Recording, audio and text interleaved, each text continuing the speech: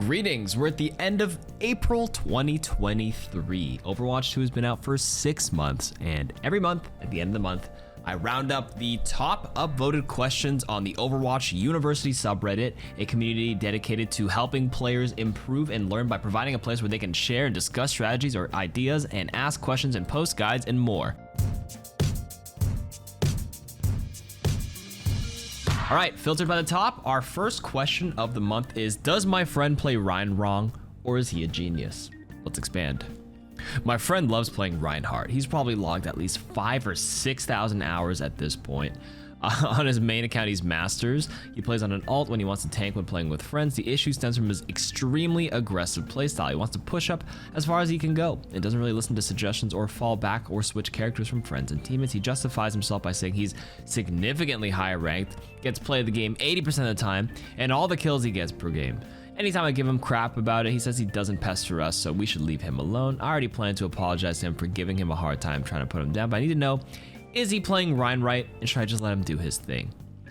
Well, he's Masters, which is a very good rank, but not quite GM or GM1 or top 500. So I think the aggressive, like super aggro Ryan style is, number one, gonna be unexpected to the most players in ranked.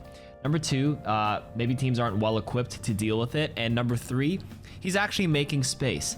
Half the games he's probably going to be feeding at his level in Masters. Some teams will realize this Ryan is just pressing charge and running in all the time, and they'll adjust and he'll just feed, and he'll probably lose those games. But at the other times when he's playing with you, friends, right, on his alt account, this will work because a lot of Ryans in metal ranks they hold the shield and wait for something to happen. Your friend is like making stuff happen. He's doing the thing where he's causing chaos, he's causing enemies to collapse, and he's making room for your DPS and your team to do something about it, right? So I wouldn't say he's a genius, right? He's 5,000 hours and he's stuck in Masters, I wanna say. But I mean, it's working, it's gonna work against the general population and most players, right? Top like 95% of players, so I would say, you know, keep it up. I think if he wanted to climb up to like Grandmaster and the top 500 level, he would probably have to be a bit more calculated. This play works until teams recognize it and they punish him for it. If he gets punished, he has to adjust. And adaptability and adjustment is probably the thing that's holding him back, but that one trick play style will work. The second question is, every one tip for every hero video I've seen says Hanzo is not a favorable matchup, so try to avoid him. So who exactly is supposed to deal with the skilled Hanzo? Funny thing, this is probably my video. So one tip for every hero is my flagship series on the main channel. Even the Reaper and Widowmaker, one tip for every hero advice is that it's a bad idea to fight a Hanzo. Even Sombra's invisibility has no chance due to his wall hack. It doesn't seem possible attacker suit to fight Hanzo other than other Hanzos. When you have a brutal Hanzo on the enemy team, do you have to pray that you get a good diva or maybe take him out 2v1 or what? I just glanced down and saw his top upvoted comment. Hanzos are hot and cold. Kill it and demoralize it a few times and they'll miss all his shots. This is partially true.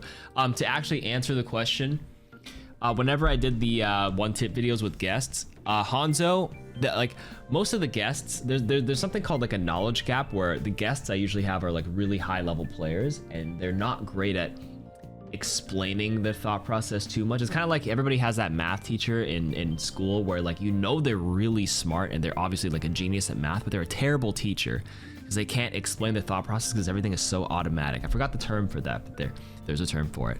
So a lot of my guests have defaulted to it's not a favorable matchup because they've been scarred before by solid Hanzos who know how to leap away and fight back and actually hit an arrow up close. But the real answer for the most of the general population is you can fight the Hanzo and kind of test the waters. If the Hanzo is hitting their shots, then yes, you have to make the adjustment. But my saying is that you don't have to respect the enemy snipers or players until they give you a reason to respect them. So sometimes, like if I see a Widow or Hanzo, you know, sometimes they're not on their game. And me as an Ana, sometimes I'll like aggro peek them a little bit and see if they kind of fight back. And if they're not taking the shot or they're whiffing all game, like everybody has bad games, you take advantage of that. That's a psychological war. But a couple of good matchups for Hanzo, I will say, is Diva's not a bad one. Winston is pretty good if you can get on top of him and drop a bubble over him. Your own sniper is fine. And it's mostly just, it's less about taking 1v1s against Hanzo, and it's more about trying to hit him at an angle when he's not paying attention or he's, you know, distracted. If your tank is jumping him and they don't happen to be like a great tank, like that's when you as a DPS can fight the Hanzo, right? The one tip for every hero series is, for the most part, 1v1 matchups. And it really isn't a great representation of a real game scenario, if I'm going to be honest with you. The tip videos are just there for, like, you know, in case you're in those moments. So try to find him when he's distracted. If, like, he's fighting a tank, take an off angle, punish him. That's it. Is the new Brig ult really that powerful? Now, this one's, I'm not going to pop this one open. I want to say it is better. That's my thought, my take. 100% it's better. I think early on, some of the Brig mains, a couple of North American Brig mains are saying it's worse, but if you take a look at Overwatch League, a lot of them are playing Brig now. If you look at the top 500 leaderboard on Asia especially, there's a way more Brigs there than I've ever seen since Overwatch 2 has come out. Like season 1, 2, and 3, barely any Brigs. Maybe end of season 3, a couple of Brig mains have made it up there, but in Asia, they love Brig. Strictly because like dive is very common there, like Winston, Diva, Ball, and Doomfist, they play that all the time there. And Brig with the new ultimate, built-in stun, super good to stop movement abilities. The stun isn't as crazy as it may seem because it's a very short stun. It's like 0.5 seconds. You don't even have time to like bash like melee and whip shot tracers. It's mostly there to cancel like Doomfist from his, like, if he dives in, you save your bash while he's you know, doing his block, or the Winston's in. You don't bash him right away. Right when he's about to jump out, you cancel it. You cancel Diva's boosters. You do it to cancel stuff. So it's a bit more situational. But I will say that part is great, very powerful. The big shield's a little gimmicky, and the overhealth for everybody else is good. And the armor that Brig instantly gets is still a little bugged, but there's pros and cons to this one versus the old one. The old ult was slow ramp up overhealth for Brig, which is good over a course of a fight. The instant armor for Brig is instant heal, and it has great uses when you're like stuck by a pulse bomb or you're stuck by echo stickies and there's big burst damage on the way and you want to refresh your shield.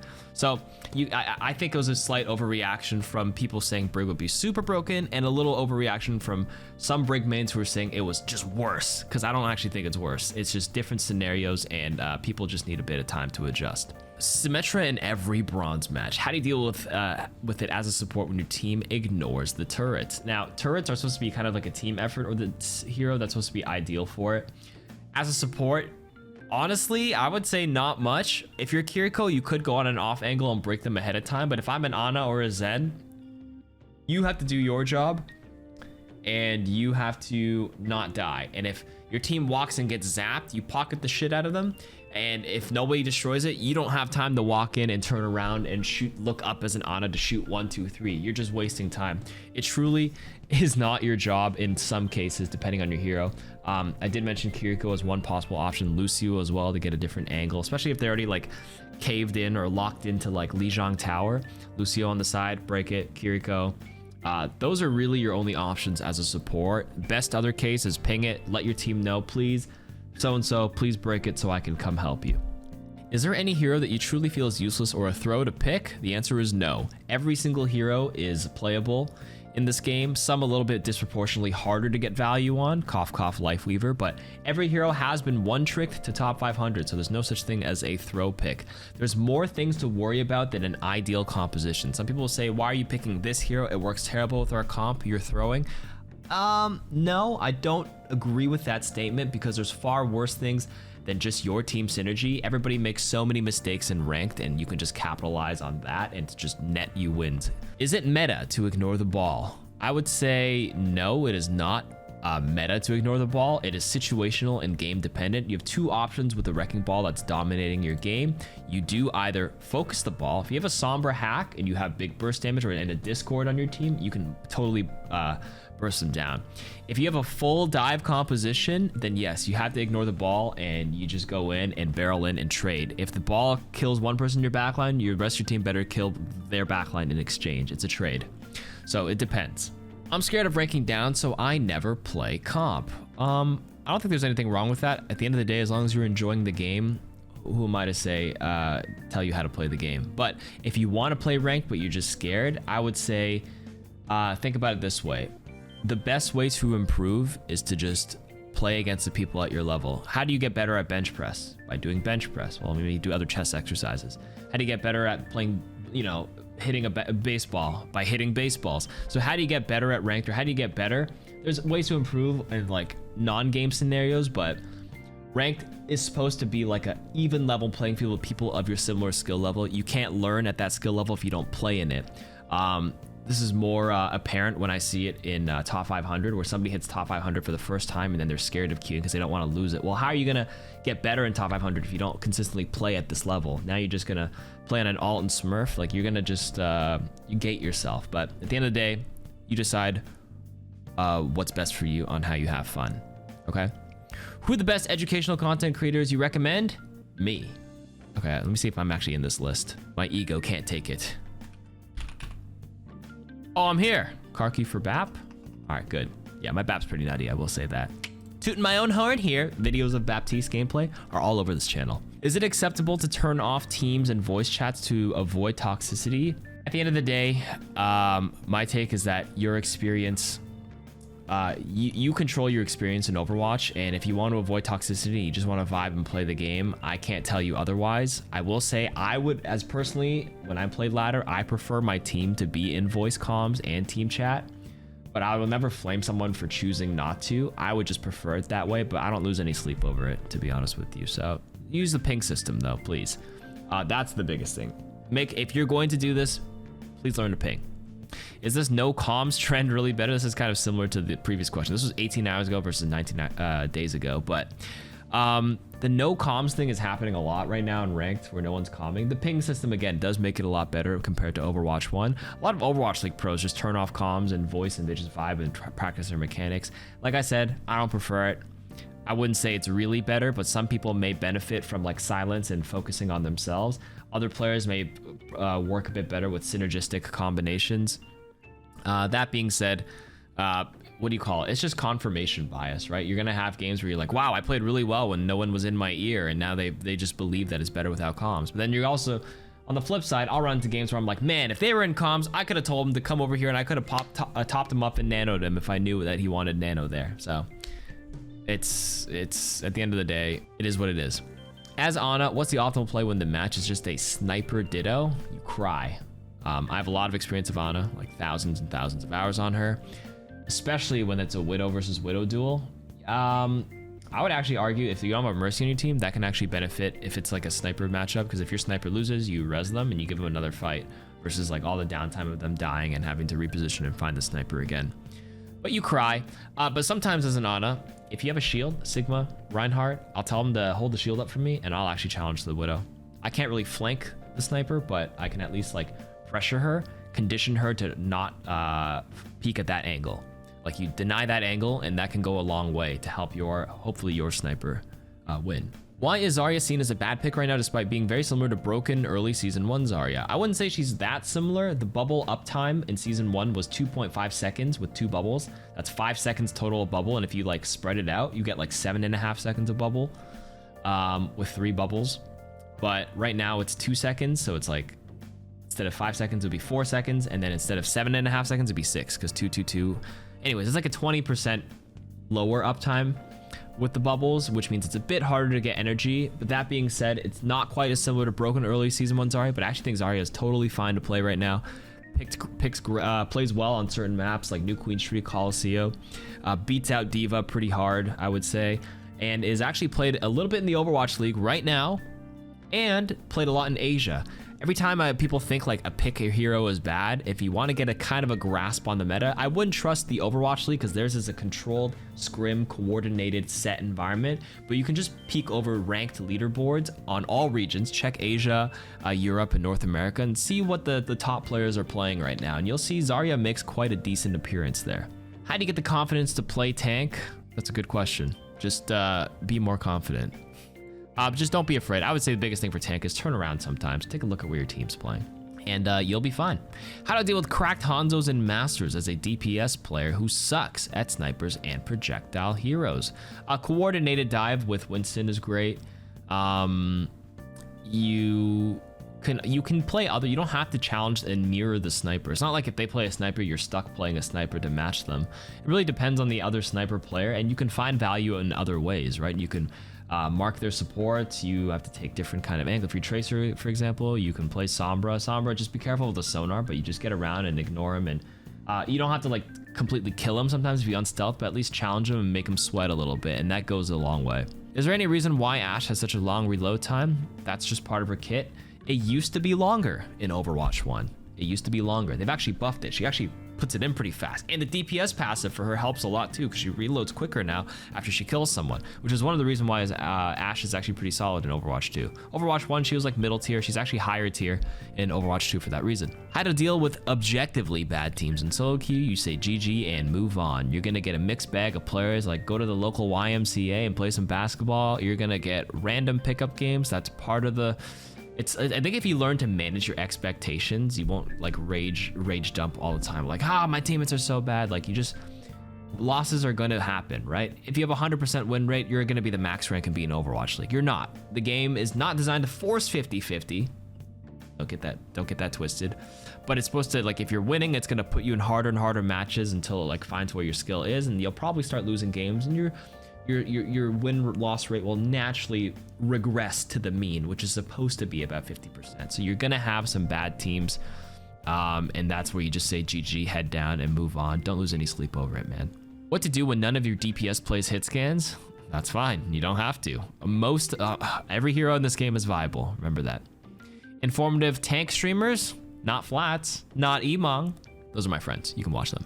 Should I really just play bots? What is this, like versus AI? No, I think playing real players is a better experience to like learn natural human movement. When you play against AI bots, they actually just like move in such a weird pattern. It's not human, and it doesn't really help with your projectile prediction or anything like that. Does this count as smurfing, or is it unethical? What is this?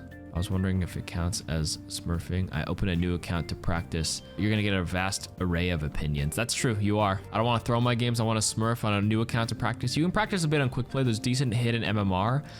You're gonna get mixed opinions. My take is that you're not gonna get banned or punished for it. Some people may not like you for it, but you're not gonna be liked by everybody in this world. So I'm not trying to encourage it, but I'm not saying it's like an unwritten rule kind of thing, you know what I mean? I main Pharah. Do I have to switch? If you're getting super hard countered and everyone's jumping you, if you want the highest % chance to win, of course. You're probably not like the best Pharah in the world. That's probably reserved for Yazin, who's like rank 1 on Asia, EU, and NA, and he's a Pharah main. You really don't have, if like you're really good, you learn how to play terrible matchups. Like sometimes when you're getting countered, part of the learning experience is learning how to play around certain matchups and having to play around hit scans. But if they have like too much stuff against you and the odds are stacked against you, you will probably end up losing. Do you have to switch? I mean, there's nobody like pointing a gun to your head and saying you have to, so do your best. All right, we're almost 20 minutes in. Let me just rapid fire the last few questions and we'll call it a day. Why am I better at Widow than Ashe? Different scope sensitivities. It's gonna feel a little bit different. I need help trying to convince my friend to stop blaming our team and look at his own performance. That's gonna take some humility from him, slap some sense into him. How are you supposed to tank? Look around, deny angles, deny enemy positions. You fully commit if you feel like you have follow-up or you can punish a position. And yeah, play patient and analyze. That's basically it. Why do people say support is the most powerful role? Probably because of their ultimates are very game-changing. I would say Kitsune Rush, Nano Boost, they're very like go, and they're initiating. Similar to tanks in that capacity. They have self-heal and they sustain the whole team.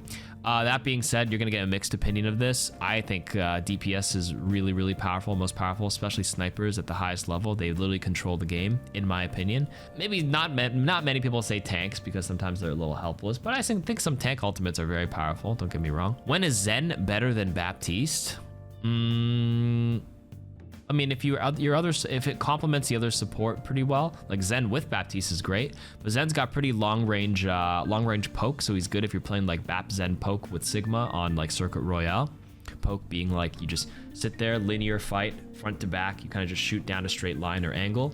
Another time Zen is good is people who can capitalize on the Discord orb, usually a tracer or somebody who can follow up. So sometimes ball compositions will prefer a Zen on the team, so you can Discord one target, the Sombra and the tracer and the ball, jump one target, blast them out. There's going to be times where Zen may be a bit better than Bap when, you know, again, it's going to be the support duo synergy. I actually have a support duo tier list that I made. Please go watch that one. Quickly, why is there sound to indicate it's overtime only some of the time? Probably a sound bug. I don't understand how I'm supposed to be knowing where all my teammates are and fighting at the same time. Well, Overwatch is a hard game. It's like chess. There's so many pieces to keep an eye on, know which abilities, which heroes have what abilities available. It's like ask someone playing in chess and going like, how am I supposed to know where the pieces go? It's gonna be a learning process. Start by learning what you need to do first, and then try looking at what your mirrored opponent is. If I'm playing tank, try to know what try to like imagine what the enemy tank is thinking in their shoes. If you're a DPS sniper, think about what their sniper's doing. If I'm a support player, think about what their support player is doing. That's one way to start, and then you gravitate and you start learning what the other roles do. It's all about little baby steps, What can I do to help a tank constantly being walled off by a Mei? You can play Baptiste, jump over. KarQ, you can wall climb over. Suzu. You can break the pillar. The ice pillar is actually not that tanky. If everybody you just ping it and be like, hey, if he gets walled off, shoot this pillar and break it. It's like 250 HP right now. It used to be 400 something in Overwatch 1. I don't actually know the exact number off the top of my head. All I know is it breaks with a lot of abilities and a little bit of team focus. And if your team lost on purpose by not capturing the control map point, sucks for them. What is intuitive about Overwatch that I don't get? Depends on the person. Armor in Overwatch 2 is a little bugged right now, but it takes 5 damage, instance of damage. I have a video on HP shield armor difference somewhere on my main channel. I was playing well for a few weeks, now I can barely win a game. That's fine. Over the long term, you'll regress to the mean, about 50% win rate. You're just on a low slump or a streak. Manage your expectations. You have win streaks, lose streaks in the game. When you go to the casino, you're gonna go to the roulette table. It's gonna be lots of reds, lots of blacks sometimes. A nice even distribution. Ride the waves, baby. Ride the waves. Is Soldier a hero worth sticking to? Soldier's fine right now. How do you climb out of bronze if you did bad for a long while? By playing better than the opponent, by simply winning more games than losing. And final question about Ana Quickscope. They say turn toggle zoom on, which is right click, turn it on. My current playstyle is hold and put it off. The guide from the internet is kind of difficult to learn while pulling off the thing. My question is, the style will benefit more, will it benefit more in the long term since most of the guides I watch are GM, or does my style get more effective? Well, coming from a GM, top 500 and a player, it doesn't matter.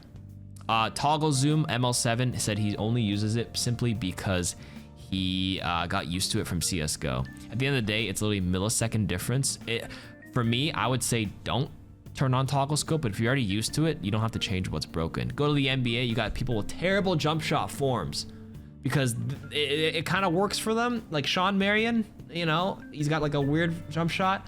I mean, it works. He's not a terrible shooter, so it is what it is. But like, if you were a brand new Ana player, I would say don't turn it on, because it is an extra input. It's like me teaching a brand new basketball player. Yeah, you know, feet set up, follow through. It is the ideal form, but again, if you've already made it work, it's fine.